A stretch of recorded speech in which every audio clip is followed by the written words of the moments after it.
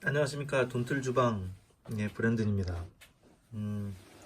오늘 주제는 이 내용처럼 이제 그 네거티브 규제 방식과 그 다음에 한국에서 이제 최근 어젠가요? 다음 주부터인가요? 네. 한국에서 시작된 이제 규제 샌드박스 관련된 부분들을 좀 다루려고 하고요. 원래는 이제 좀 중국의 어떤 경제 상황이나 중국의 관련된 정보들을 좀 드리면서 한국의 경제 상황과 뭐 이제 2019년 경제 전망 뭐 이런 것들 위주로 좀 설명을 드릴까 했는데 너무 이렇게 재미가 없을 수도 있을 것 같고 조금 더 디테일하면서 너무 괜히 거시적인 것만 얘기를 해봤자 도움도 안 되실 거고 실질적으로 비즈니스를 하시거나 또는 뭐 하다못해 뭐 자영업을 하고 계신다고 하더라도 뭔가 좀 도움이 될 만한 부분들이 있을까 싶어서 주제를 이렇게 정했습니다. 그래서 이 주제 뭐 네거티브 규제 방식, 규제 샌드박스 방식 뭐 이렇게 돼 있는데 규제하고 관련된 것들이고요.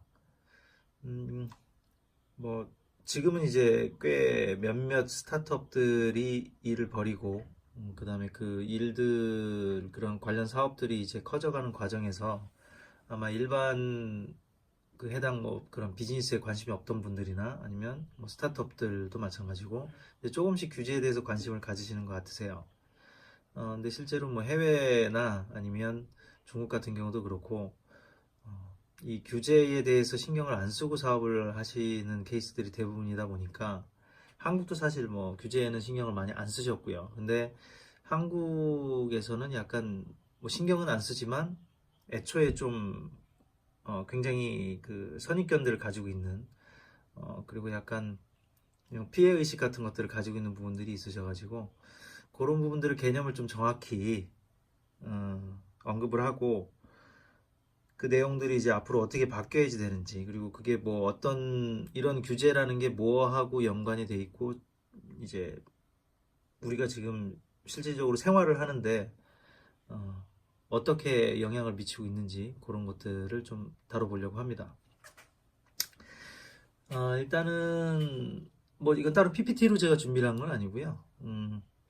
같이 이제 왜냐면 지금 한국에서 이번 이제 문정부에서 시작하는 규제 샌드박스 관련된 부분들에 대한 정보도 같이 함께 찾아보는 느낌으로 하는 거고 중국에서의 어떤 규제나 이런 부분에 대해서는 제가 따로 이제 뭐 페이스북이나 브런치나 이런 데서 많이 다뤘던 내용들인데 그런 내용들도 한번 같이 찾아보시면서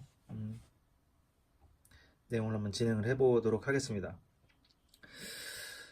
일단은 뭐 한번 그 지금 현재 뭐 한국의 경제 전망 2019년 뭐 경제 전망 이런 내용들 한번 볼까요? 뭐 베트남도 있고 많이 있는데 뉴스 관련된 부분들하고 뭐 한국은행 관련된 부분들이 나와 있군요. 한국은행에서 경제 전망 발표를 했다는데 뭐 이런 기사들은 쭉 있습니다. 24일 다음 주 그러면은 뭐 수요일인가요? 다음 주 목요일인가요? 수요일인가요? 그때 이제 경제 전망이 나온다라는 얘기 같은데요. 이 은행들 이제 어디부터 시작을 하는 게 제일 좋을까 생각을 해보면 이 경제 전망 관련된 부분들은 어찌됐든 뭐 돈하고 관련된 부분들이기 때문에 이 경제 시스템 쪽을 전반적으로 이제 언급을 해야 될 것 같고요. 지금 뭐 은행들을 직접 가셔서 뭐 은행에서 뭐 통장을 만들거나 아니면 은행에서 거래를 하거나 이런 어떤 이렇게 생활과 밀접한 연관이 있는 그 은행에서 직접 이제 업무들을 하시다 보면 아마 피부로 느끼실 겁니다. 그 은행에서 실질적으로 원래 하셔야 될 업무들 사실은 굉장히 단순한 것들이거든요. 그리고 그 단순한 업무들이 이미 인터넷에 다 인터넷으로 처리할 수 있는 상황이 돼 있죠. 뭐 돼 있긴 합니다. 뭐 약간 한국에서는 억지스러운 면들도 많이 있지만 그런 부분들부터 좀 시작을 해서 한번 저희가 언급을 해보도록 할게요.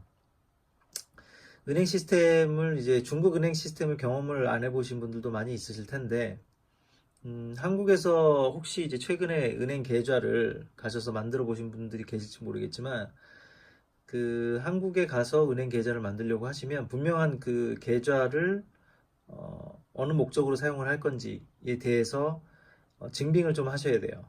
그래서 직장인이라고 하면 뭐 급여 통장으로 쓸 건지 아니면 뭐 무슨 어떤 다른 뭐 수입이 들어오는 통장으로 쓸 건지 그런 것들을 분명히 증빙을 하셔야 되고 일반적으로는 제1금융권의 웬만한 은행들은 통장을 함부로 안 만들어줍니다. 안 만들어주고 직장인이라고 하면 재직증명서까지 확인을 해서 직장에 제대로 다니고 있는지를 확인한 후에 급여 통장이라든가 이런 것들도 만들고요. 심지어는 뭐 지금은 모르겠습니다. 1월 달에 좀 바뀌었는지 모르겠는데 작년 말까지만 해도 그 은행이 아니 그 회사가 직접 거래하고 있는 주거래 은행이 아니면 그러니까 제가 일하고 있는 회사의 주거래 은행 뭐 예를 들어서 강남에 있는 직장을 다니고 있다. 강남에 있는 회사에 다니고 있다 그러면 그 강남에 있는 회사가 주거래 은행으로 이제 거래를 하고 계시는 강남의 뭐 예를 들어서 국민은행이나 뭐 무슨 신한은행이다.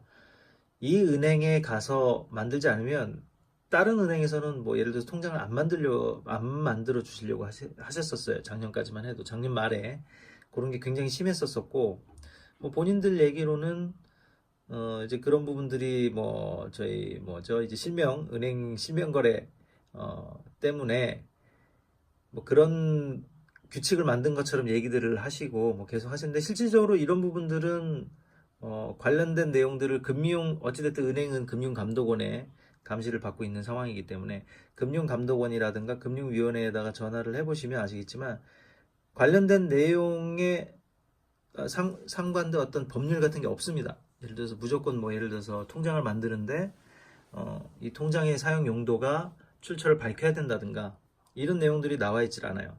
그래서 한번 찾아볼까요? 그것부터 찾아보고 과연 은행이 그런 일들을 제대로 하고 있는지. 그리고 또 하나 이제 은행에서 이상한 것들을 또 하고 있는 게 뭐냐면 국민은행 같은 경우는 통장을 만들 때 이제 제가 경험한 걸 기준으로 하면 국민은행에서 통장을 만들 때는 이 통장을 가상화폐를 거래하는 용도로 쓰지 않겠다라는 그런 뭐 각서 같은 것들을 받습니다. 근데 그런 내용들도 실질적으로 금융감독원이나 금융위원회에다가 문의를 해보면 그런 내용은 없어요. 무슨 가상화폐 거래를 하든 말든 그런 것들은 사실은 은행에서 뭐라고 할 수 있는 것들이 아닌데 그런 것들을 고객한테 강요를 해서 고객들이 거기에 이제 각서처럼 뭐 사인을 하게끔 그렇게 만들고 있습니다. 모르겠습니다. 1월 달부터 줄어들었는지 모르겠지만 작년까지만 해도 제가 통장을 만들 때 그런 상황이었고요. 그래서 그 관련 두 가지 부분들을 한번 찾아볼게요. 과연 법률적으로 은행에서 통장을 만드는데 어, 용도를 밝혀야 되는 게 법적으로 정해져 있는지 한번 좀 찾아보겠습니다.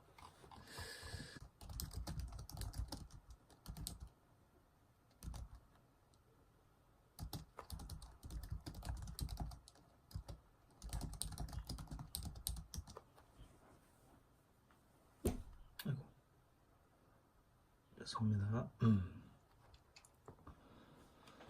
여기에 나와 있는 거는 한번 보죠. 뭐 일단은 그냥 일반적인 2017년 3월 관련된 내용들, 뭐 대포 통장 계좌 개설 뭐 나와 있는데 사실은 원래는 이제 그 금융위원회 쪽에 들어가면 법률을 검색을 해볼 수 있게 돼 있고요. 일단은 뭐 이 내용을 한번 볼까요? 이게 언제 내용인지. 뭐 이런 것들이 이제 구글링에 나올 정도로 은행에서 퇴짜 맞지 않고 통장 개설하는 방법은 뭐 이렇게 나와 있는데 여긴 그렇죠. 이 내용들을 항상 얘기하죠. 통장 개설이 어려워진 이유는 보이스피싱이나 뭐 이런 각종 범죄에 이용되는 그러니까 이제 실명이 아닌 이제 뭐 어떤 대포 통장이나 이런 것들 때문에 그렇게 뭐 타이트하게 한다라고 알려져 있는데 그리고 뭐 급여 통장 같은 경우는 이렇게 재직증명서나 이런 서류들을 줘야 되고 법인 같은 경우는 당연히 법인 관련된 정보가 있어야 되고요. 뭐 아르바이트 통장도 고용주의 사업자 등록증까지 이제 뭐 필요하거나 보통은 이런 걸로 편하게 만들겠네요. 공과금이나 아파트 관리비 이를 자동 이체하기 위해서 뭐 이런 계좌가 필요하다. 개모임 통장을 발급받으려면 재밌네요. 이런 개모임 통장, 개모임 통장을 핑계로 대서 뭐 발급받는 거는 과연 대포 통장으로 사용이 안 될지는 모르겠지만 하여튼 이런 말도 안 되는 것들이 돼 있는데 이게 지금 이 내용을 보시면 아시겠지만 뭐 금융회사 혹은 지점별로 필요서류가 다를 수 있어요 라고 돼 있는데 지금 이런 내용들이 그러니까 금융감독원이나 금융위원회 쪽에서 은행 쪽에 지침이 내려올 때 이런 부분들까지 내려와 있는지는 지금 체크할 수는 없어요. 체크할 수는 없는데 이거는 금융감독원이나 금융위원회에다가 전화를 해보면 작년 같은 경우는 어떤 회신이 왔냐면 그거는 은행 내부 정책입니다 라고 그쪽에서 이제 회신을 해주십니다. 은행에서 내부 방침에 의해서 본인들이 은행이 계좌를 관리하는 과정에 필요한 그런 어떤 규칙이다. 그리고 그거는 뭐 법률은 아니다. 라고 돼 있는데, 자, 이런 지금 그런 내용들, 뭐, 통장을 만드는데, 그냥 개인이 분명히 가서 실명도 확인해주고, 본인이 왔고, 신분증까지 가지고 왔음에도 불구하고, 통장을 안 만들어주는, 전혀 뭐 법적으로도 사실은 그런 관련된 법규도 없는 거고, 은행에서는 당연히 만들어줘야 되는데 본인들이 혹시라도 만약에라도 발생할 수 있는 그런 문제를 방지하기 위해서 안 만들어준다. 이런 것들은 사실은 어떻게 보면 공정거래하고 사실은 관련된 부분들이 불공평한 거죠. 왜냐? 은행이 그렇다고 해서 무조건 안 만들어주지는 않거든요. 예를 들어서 은행 쪽하고 어떤 관계가 있다라고 하면 은행원과 거기 뭐 담당자와 어떤 관계가 있다거나 라고 한다면 그냥 개인이 와서 그런 관련된 부분들을 충분히 보여주고 뭐 예를 들어서 하다못해 뭐 이제 신분증 그냥 복사본 하나 해가지고 뭐 이렇게 해주면 뭐 통장 개설은 진행이 됩니다.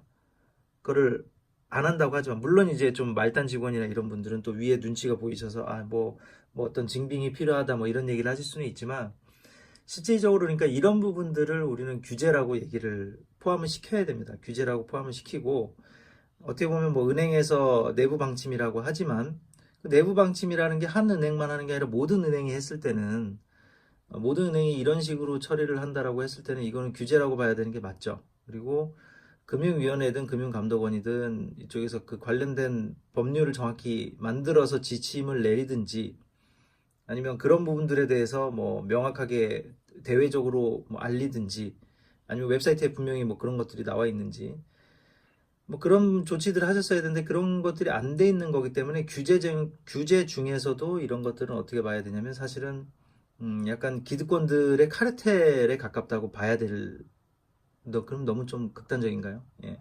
좀 그거는 좀 약간 카르텔이라고 하긴 좀 그렇고 하여튼 본인들이 본인들 사업을 하는 과정에서 손해를 보지 않기 위해서 굉장히 소극적으로 어떤 허들을 만들어서 특정 일종의 필터링을 하는 거죠. 고객들을. 그중에 VIP 고객은 당연히 그냥 통장이 되지만 VIP가 아닌 고객들은 통장을 함부로 못 만드는. 근데 이제 은행권 같은 경우는 어찌됐든 이런 내용들이 해외 같은 경우는 딱 정해져 있습니다. 해외는 분명히 정해져 있고 해외 같은 경우는 예를 들어서 뭐 중국이다라고 하면 중국에서 계좌 개설은 원래 한 재작년 한 2, 3년 전까지만 해도 개인 신분증을 가지고 가면 통장이 다 만들어졌었어요. 근데 작년부터 좀 강화가 돼서 외국인, 그러니까 뭐 내국인은 당연히 신분증 가져가시면 통장 쉽게 만들 수 있고 외국인 같은 경우는 예전에도 그냥 여권 가져가면 만들 수 있었는데 지금은 여권을 가져가서 중국에 정확하게 그 직장이 있는지 회사를 다니고 있는지를 확인을 시켜줘야지 은행에서 이제 계좌 개설을 해줍니다. 그러니까 우리나라 지금 이제 급여 통장 만드는 거가 똑같이 된 거고 중국 같은 경우는 이제 좀 그런 계좌나 이제 차명 거래나 뭐 이런 것들을 최대한 방지하기 위해서 이제 실명 위주로 거래를 유도하기 위해서 지금 그렇게 시스템이 바뀌어 있습니다. 그리고 뭐 홍콩이라든가 뭐 잘 알고 있는 이제 선진국 같은 경우들은 홍콩이나 대만 같은 경우들은 어찌됐든 굉장히 타이트하게 은행에서 계좌를 만드는 것 자체가 굉장히 까다롭습니다.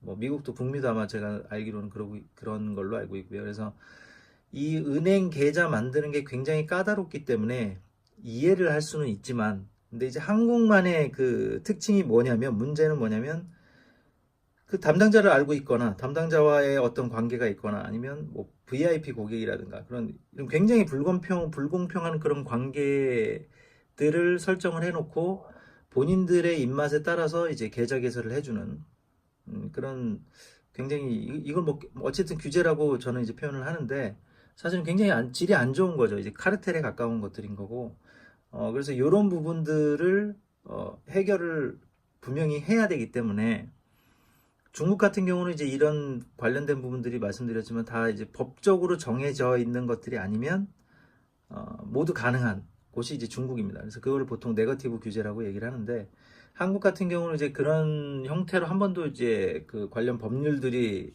여태까지 만들어진 적이 없기 때문에 모두가 이제 그 네거티브 방식이 아니죠. 모든 것들을 법을 하나하나 지정을 해줘야지만 되고 그 법에서 서술한 내용이 아닌 모든 것은 불법이 돼버리는 그런 형태였기 때문에 그걸 이제 지금 요번 문정부에서는 어찌됐든 규제 샌드박스라는 제도를 통해 가지고 그 안에서는 어떤 형태든 법에 정해져 있지 않는 어떤 거든 시도를 해도 법적인 책임을 묻지 않겠다라는 그런 일종의 이제 규제 샌드박스 뭐 일종의 놀이터죠. 놀이터에서 당신들이 마음껏 뭔가 특별한 크리에이티브를 뭐 펼치던 아니면 뭐 이제 법적으로 해석하기 애매한 어떤 것들을 해도 자유롭게 해도 혁신적인 것들을 만들어내는데 도움이 되게끔 우리가 이 공간을 제공을 해주겠다라는 의미로 이제 규제 샌드박스 제도를 시작을 한 겁니다.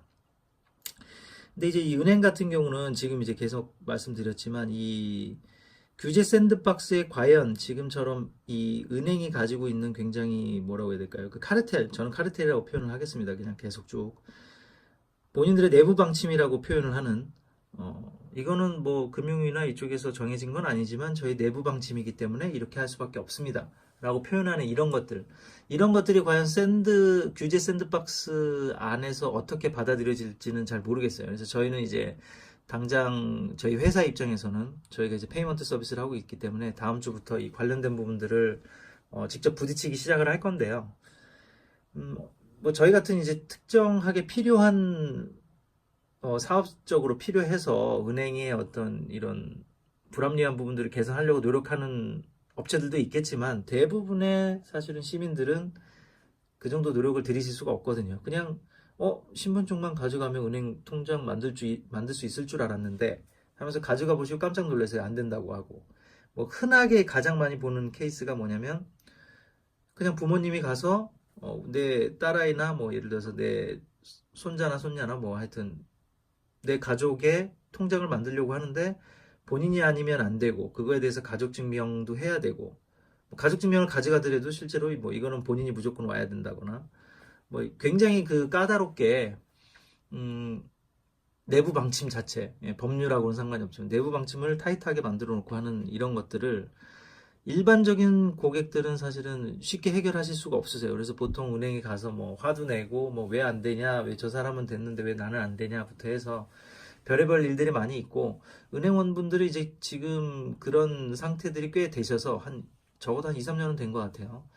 되셔서 그분들도 처음에는 약간 미안해 하시다가 이제는 그냥 당연하게 생각하시는 것 같더라고요. 은행에서 원래 계좌를 함부로 못 만들어 드립니다. 라는 기조로 많이 바뀌셨어요, 지금 보면.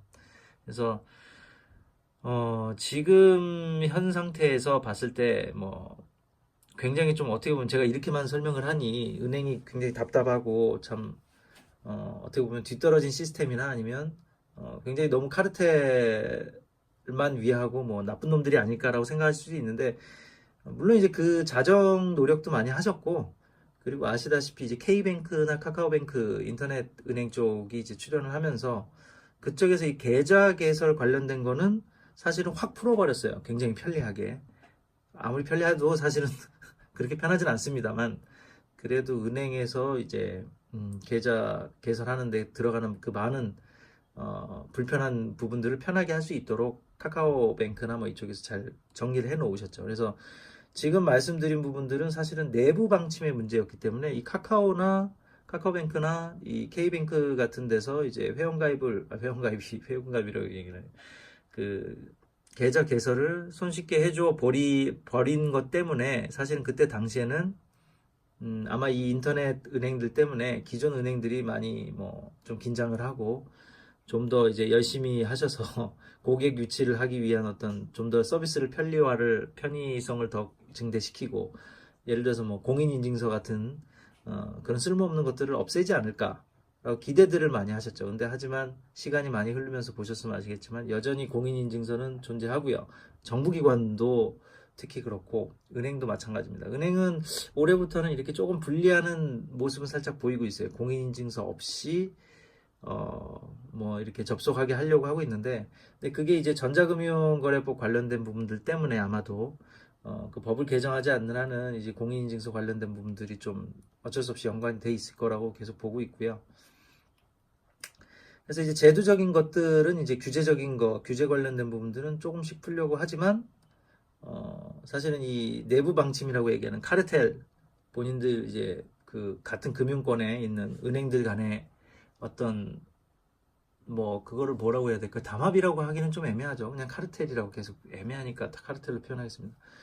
그런 것들을 통해서 계속 소비자들을 불편하게 만들어 왔고 그거를 깨는 몇몇 업체들이 이렇게 시장에 진입을 해줘야 되는 거거든요. 이렇게 K뱅크라든가 카카오뱅크처럼 진입을 해주셔야 되는데 이분들도 들어와서 잘 하시긴 하셨지만 제일 중요한 거는 사실 못 하셨어요. 그거는 이제 제가 나중에 또 말씀을 드릴 텐데 뭐 은행 계좌 개설하고 거기다가 예금을 뭐 넣는 게 사실은 뭐 카카오뱅크는 직접 넣는 게 아니죠. 다른 은행에서 송금을 해와야 되는 건데 이제 그런 부분들을 조금씩 이제 기존의 그 카르텔이 가지고 있는 어떤 기득권을 조금씩 이제 약간 뭐라고 해야 될까요? 이거를 파괴까지는 아니지만 약간 해체하는 느낌? 해체를 하는 과정에 많이 신경들을 쓰셨는데 해체를 하면서 제가 봤을 때는 결과적으로 어떻게 되냐면 어떤 기득권들이 가지고 있는 튼튼한 벽이 있었다고 하면 거기에 구멍을 뚫고 이런 새로운 어떤 이제 사업자들이 나타나서 그 구멍에 들어가셔서 똑같은 카르텔이 되시는 경향이 있으세요. 지금 본인들은 이 시장을 사실은 이 카르텔들 이런 규제라든가 뭐 여러 가지 굉장히 소비자 입장에서는 굉장히 불편한 것들을 해결을 해주고 그 부분들을 이제 그 쉽게 계속 가려운 부분들을 좀 긁어주시면서 더 많은 고객을 확보하셔야 되는데 그거보다는 일단 구멍은 냈지만 그 안에 들어가서 구멍을 잘 메꾸고 또 다른 새로운 사업자들이 못 들어오게 하면서 본인들도 기존의 기득권들과 동질화되는 또 카르텔을 이루는 자꾸 그런 이제 성향이 되고 있는 겁니다. 이제 그런 부분들을 뭘로 쉽게 표현을 할 수가 있냐면 그걸 생각하시면 돼요. 지금 다들 알고 계시다시피 지금 이제 여기서도 계속 얘기했던 보이스피싱이라든가 이런 문제들, 뭐 금융 관련된 사기들 문제들이 많이 있지 않습니까? 근데 그냥 일반인들이 쉽게 생각했을 때는 이 금융 사기 쪽, 뭐 예를 들어서 뭐 보이스피싱을 당해가지고 모르는 쪽에 500만 원을 보냈다. 라고 했을 때 이걸 과연 여러분들이 생각하셨을 때 은행권에서 처리를 못할 것 같습니까? 이거는 지금 현재 상황에서는 예전 같았으면 모르겠지만 지금은 이런 것들을 모두 처리할 수 있게끔 네트워크가 다 돼 있어요. 은행권의 네트워크도 다 돼 있고 시스템적으로도 모두 돼 있고 그게 은행과 은행 사이에 어떤 뭐 이권이나 뭐가 있는지는 모르겠지만 외형적으로 봤을 때는 시스템적으로 이런 보이스피싱이나 이런 문제들이 생겼을 때 그런 부분들을 재빠르게 해결할 수 있게끔 돼 있습니다. 근데 지금 조치한 거라고는 뭐 아시겠지만 뭐 얼마 이상 송금하면 30분 정도 이제 예를 들어서 뭐 이체를 출금을 못 하거나 다시 제2체를 못 하거나 뭐 이런 내용들이 계속 이제 문제가 되고 있는 거죠. 근데 그런 부분들을 사실은 해외 은행이나 이제 처리하는 것들을 보시면 아시겠지만 보이스피싱이 이루어지더라도 금액들을 얼마든지 추적할 수 있게 돼 있어요. 그렇게 돼 있는 이유는 뭐냐면 이제 지금 이제 뭐 제가 어쩔 수 없이 이제 비유를 하는 쪽이 이제 중국 쪽이라고 보신다면 이 보이스피싱이 됐든 금융 관련 사기에서 제일 최종 종착점은 어디냐면 현금입니다. 현금. 이 돈이 계속 계좌에 있는 한은 어떻게든 은행에서 컨트롤이 가능하기 때문에 이거를 현금화 시키는 게 과정이 제일 중요한 거거든요. 보이스피싱이든 무슨 사기든 뭐든. 그러니까 내가 내 계정으로 내 계좌로 다른 사람으로부터 돈을 받으면 그 계좌에 놔뒀다가는 나중에 사기가 발각됐을 때 다시 그거에 대해서 법적으로 조치를 당할 수 있으니 재빠르게 빼야 되는 게 중요한 거예요. 그래서 그러다 보니까 이 현금하고 관련된 문제들은 항상 범죄 쪽하고 연관이 많이 되는 겁니다. 그래서 중국은 애초부터 그런 부분들을 명확히 인지를 해서 그 QR코드를 이용한 이제 알리페이나 위챗페이처럼 이제 간편결제 시스템들이죠. 간편결제 시스템이 나왔을 때 당연히 중국 정부에서 모르는 게 아닙니다. 그런 시스템을 통해서 돈이 왔다 갔다 거리는 걸 알았지만 계속 지켜봤어요. 어떤 일들이 생기는지. 근데 실질적으로 그거를 알리페이나 이제 위챗페이가 물론 처음에 이제 출연한 거는 이커머스, 그러니까 이제 뭐 쇼핑몰 쪽에서 거래를 하는 과정에서 먼저 출연하게 된 거지만 계속 놔두면서 사람들이 이 돈을 가지고 거래를 하는 과정이 정부 입장에서 어떻게 판단했냐면, 아, 이거는 현금보다 훨씬 더 추적하기도 쉽고 굉장히 좋은 이 디지털 화폐, 뭐 암호화폐나 지금 이걸 얘기를 하는 게 아닙니다. 디지털 포인트라고 그런 표현해야 되는데, 이런 이제 디지털 상에다가 이제 데이터 현금이 아니라 이제 디지털 상에다가 금액을 가지고 거래를 하고 돈을 주고받는 이 프로세스를 지켜보니 굉장히 효율적이었어요. 왜냐하면 특히 이런 사기 같은 게 생겼을 때도 얼마든지 해결할 수 있는 게 많습니다. 뭐 에스크로 서비스도 마찬가지고, 이 어찌됐든 이 돈 자체가 현금으로만 나가지 않으면 은행권에 있는 상황, 그리고 이런 페이먼트 회사 안에 있는 상황에서는 굉장히 안전하게 상거래부터 해서 모든 돈하고 연관된 금전적인 거래들이 안전하게 이루어지는 거를 확인을 했기 때문에, 그래서 정부에서는 그거를 특별히 규제라든가 어떤 법적인 조치를 하지 않았어요. 그리고 중국은 기본적으로 뭐냐면 모든 기술이 어찌됐든 법률보다 기술이 먼저 발전을 하고 먼저 출현하는 걸 알기 때문에 애초부터 그 네거티브 방식의 규제 방식을 썼었습니다. 뭐냐면 법적으로는 당연히 지금 아무것도 준비가 안 돼 있고, 어떤 새로운 산업이 나오거나 새로운 어떤 아이템이 나와서 그게 소비자들로부터 뭔가 이제 뭐 돈을 받거나 그런 이제 경제 활동을 하거나 아니면 어떤 굉장히 그 큰 반향을 일으키고 있을 때 정부에서 거기에 함부로 손을 대지 않습니다. 왜냐하면 정부는 모르기 때문이에요. 법을 만들어야 되는데 법을 만드는 속도는 굉장히 느리고, 그러다 보니 이 애초에 중국은 그 물리적인 공간의 크기 때문에 굉장히 법규가 이제 관련된 규제들이 늦게 쫓아갈 수밖에 없었어요. 그러다 보니까 디테일한 걸 모두 다룰 수가 없는 겁니다, 법적으로. 그래서 제일 큰 것만 다루는 겁니다. 제일 중요한 거고 제일 큰 것, 그리고 제일 하지 말아야 될 부분들을 강력하게 정해놓는 거죠. 말 그대로 아웃라인만 정해놓는 겁니다. 쉽게 얘기해서 살인을 하면 사형, 뭐 예를 들어서 마약 사범은 사형. 아주 단순하고 명료하고 누구나 글을 모르는 사람이든 뭐 예를 들어서 중국어를 잘 모르는 사람도 그냥 듣고 바로 이해할 수 있는 수준으로 규제라는 것을 만드는 거죠. 그래서 이제 아웃라인만 만들어 놓고 대신 그 테두리 안에만 있으면 모든 것들이 합법인 겁니다. 그 테두리를 벗어나면 그거는 그냥 불법이지만 그 법의 테두리 안에만 있으면 되는 거고요.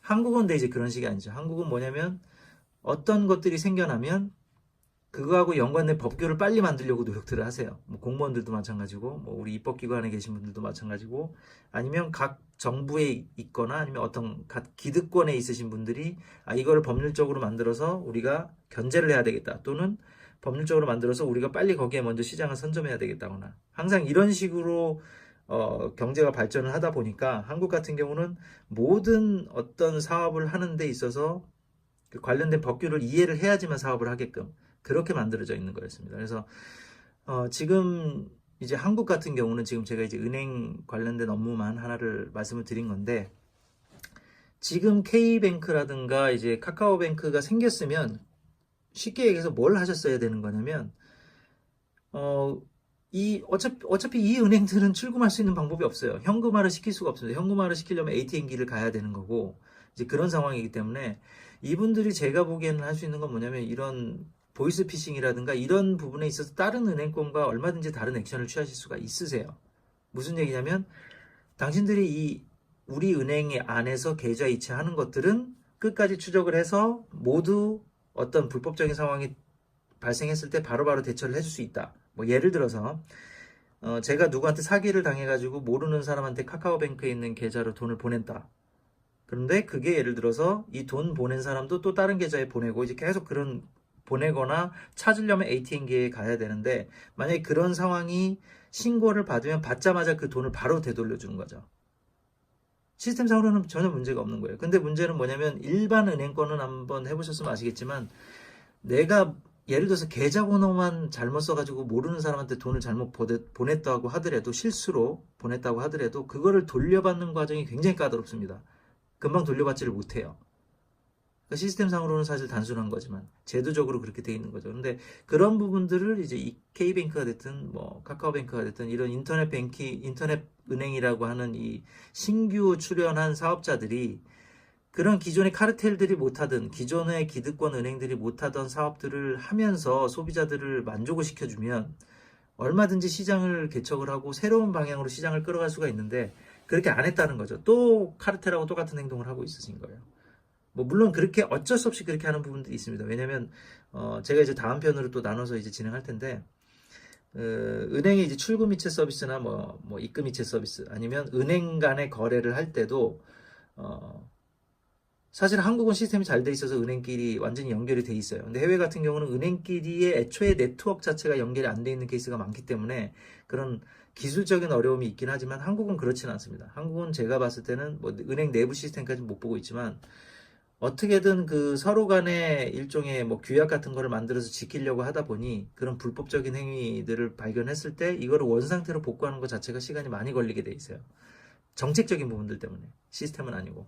그래서 제가 말씀드리고 싶은 거는 이런 부분들, 그러니까 규제, 한국의 지금 현재 문제는 단순하게 규제의 문제뿐만이 아니라 그런 카르텔의 문제, 은행권에서 내부 방침으로 뭐 어떤 정해놓은 것들, 그리고 그런 내부 방침으로 정해놓은 것들, 비합리적인 것들이 깨지려면 다른 플레이어들이 그 시장에 들어와서, 그러니까 지금 은행 쪽이라고 그러면 인터넷 은행처럼 새로운 개념에 막 그냥 앱에서도 계좌 개설도 할 수 있고 뭐 이런 굉장히 편하게 서비스를 제공하는 이런 업체들이 생겼으면 조금 더 적극적으로 그 소비자들을 위해서 확실하게 기술적인 부분들을 기술적인 게 아니죠. 정책적인 것들을 리딩을 하면서 시장을 끌어가야 되는데 그렇게 안 하고 그냥 기존의 기득권들과 동일시돼서 가기 때문에 규제도 해결할 수가 없고 그리고 내부 방침, 은행들의 내부 방침이라고 하는 카르텔들이 가지고 있는 자기네들만의 어떤 특권 그런 특권에 해당하는 행위, 굉장히 불합리한 그런 행위들을 여전히 존재하게끔 만드는 그런 상황이라는 내용을 좀 말씀을 드리는 거고요. 중국 같은 경우는 아까 말씀드린 것처럼 이런 부분들을 어느 하나의 기업에 밀어주는 것 자체가 문제가 있고 만약에 네거티브 규제 방식으로 하면 문제가 뭐냐면 이게 이 바깥 라인을 넘어가면 불법이지만 이 안에서는 합법적인 상황이기 때문에 합법적인 상황에서는 어떤 일이 일어날지는 모릅니다. 그러니까 똑똑하던 사기꾼이던 어떤 식으로 해서든 상대방하고 경쟁을 해서 이기려고 하다 보니까 별의별 방법들이 다 일어나요. 중국에서는. 그러다 보니까 은행 같은 시스템에서는 이렇게 네거티브 방식의 규제를 했을 때 굉장히 불안한 겁니다. 본인들이 예측하지 못한 무슨 일이 생길지 모르기 때문에. 그래서 굉장히 시장을 오래 지켜보고 전문가들도 계속 판단을 하고 이거를 법적으로 어떤 부분을 정해야 될지. 그래서 최종적으로는 거의 한 뭐 2, 3년 정도 지켜보다가 어떤 문제가 주로 발생한다 그러면 딱 그 문제만 찝어서 이런 행위를 하면 불법이야 라고 딱 지정을 하기 때문에 굉장히 시장에 대해서 분석도 많이 하고 시간을 많이 가지고 이제 보는 그런 형태죠. 중국 같은 경우는. 그래서 한국은 지금 이제 규제 샌드박스를 이제부터 시작을 하기 때문에 제가 보기에 약간 그런 역할을 하려고 하신 것 같아요. 그러니까 이 규제 샌드박스 안에 들어와서 무슨 짓이든 해라. 그러면 그 과정에서 이제 뭐 어떤 이제 불법적이진 않지만 그렇다고 합법이라고 할 수도 없는 애매한 영역에서 이제 누군가에게 개인에게 피해를 주거나 다른 기업에 피해를 주는 이런 상황들이 생길 수도 있을 텐데 그런 것들을 미리미리 좀 보고 그거하고 진짜 이거는 방지를 해야 되겠다 싶은 것들을 이제 법제화하는 그런 이제 뭐 일종의 네거티브 규제 방식으로 가기 위한 중간 단계쯤으로 이제 저도 이해는 하고 있고요. 근데 이제 걱정은 뭐냐면 지금 시작부터 제가 봤을 때 약간 걱정이 되는 거는 규제 샌드박스 안에 집어넣을 기업을 또 선정을 하겠다고 하는 것 같더라고요. 뭐 신청을 받고 그 중에 선정을 해서 무슨 뭐 혁신 기업 뭐 이런 거를 선정을 해주면 그 기업들이 그런 이제 규제 샌드박스 범위 안에서 뭔가를 한다. 그러니까 여전히 자꾸 뭔가를 항상 울타리를 만들고 뭔가를 이렇게 자꾸 이렇게 그룹을 지어서 이렇게 관리를 하려고 하시는 모습을 보이긴 하는데, 그건 뭐 시작부터 제가 뭐 초를 치면 안 되기 때문에 저도 한번 이제 앞으로 지켜볼 것이고요. 그래서 지금 한 25분 정도 그 은행의 아주 기본적인 이제 계좌 개설하고 관련된 부분들하고, 그게 이제 네거티브 규제 방식과, 지금 이제 규제 샌드박스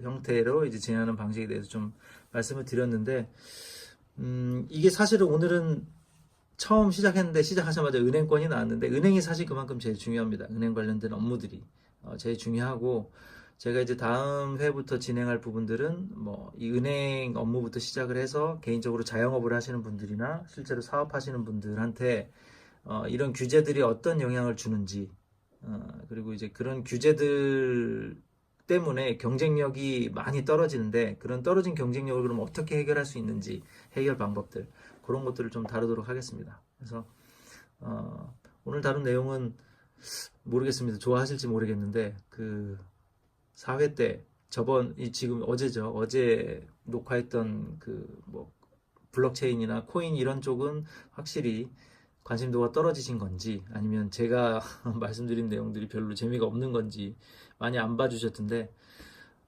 하여튼 뭐 이런 식으로 해서 여러 가지 주제에 대해서 계속 저는 여기에 떠들고 있을 거고요.